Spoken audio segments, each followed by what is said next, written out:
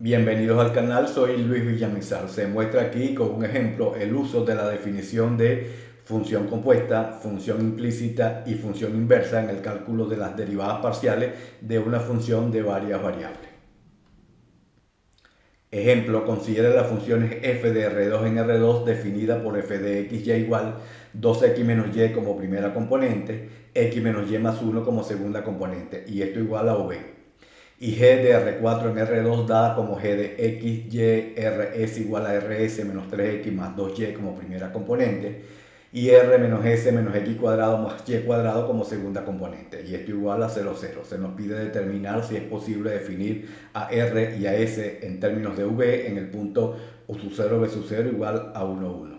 Y en caso cierto, obtener la parcial de r con respecto a u y la parcial de s con respecto a v en ese punto. Con g de R4 en R2 igual a 0, 0. Si R y S pueden definirse en términos de V, entonces es posible definir en primera instancia en G a la función definida en forma implícita g de R2 en R2 como g de xy igual a Rs. Para f de xy igual a v podemos definir f a la menos 1 de v igual a xy, por lo que tenemos xy en términos de v y rs en términos de xy. Por tanto, rs en términos de v viene definido por la composición de g con f a la menos 1.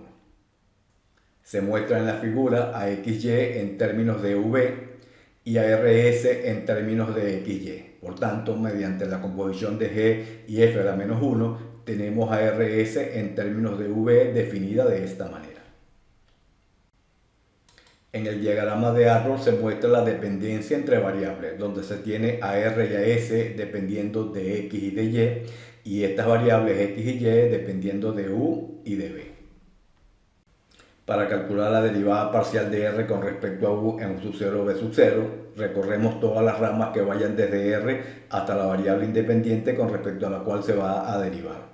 Así que por el lado izquierdo tenemos la parcial de r con respecto a x, por la parcial de x con respecto a u. Y por el lado derecho en esta rama tenemos la parcial de r con respecto a y, por la parcial de y con respecto a u. Luego sumamos el producto de estas derivadas parciales. De manera similar, para calcular la parcial de s con respecto a b en u sub 0 v sub 0, por la rama izquierda tenemos la parcial de s con respecto a x por la parcial de x con respecto a b. Y por la rama derecha tenemos la parcial de s con respecto a y por la parcial de y con respecto a b. Luego sumamos estos productos de derivadas parciales. Escribiendo estos productos y luego sumándolos, tenemos las expresiones que me permiten calcular la parcial de r con respecto a u en u sub 0 v sub 0 y la parcial de s con respecto a b en u sub 0 v sub 0. Obsérvese que unas derivadas parciales se evalúan en x sub 0 y sub 0 y otras en u sub 0 v sub 0. Para calcular x sub 0 y sub 0 con u sub 0 v sub 0 igual a 1, 1, en f de xy al evaluar e igualar a 1, 1, me queda este sistema de ecuaciones, de donde se obtiene que x sub 0 y sub 0 es igual a 1, 1. Con x sub 0 y sub 0 igual a 1, 1, al evaluar en g tenemos que g de 1, 1, r sub 0, s sub 0 es igual a 0, 0. Y allí nuevamente tenemos un sistema de ecuaciones que al resolver se obtienen dos puntos. R sub 0, S sub 0 igual a 1, 1 y R sub 0, S sub 0 igual a menos 1, menos 1. Tomando uno cualquiera nos quedamos con R sub 0, S sub 0 igual a 1, 1. Se ha tomado uno de estos puntos suponiendo que se cumple el teorema de la función implícita, lo cual se verificará más adelante.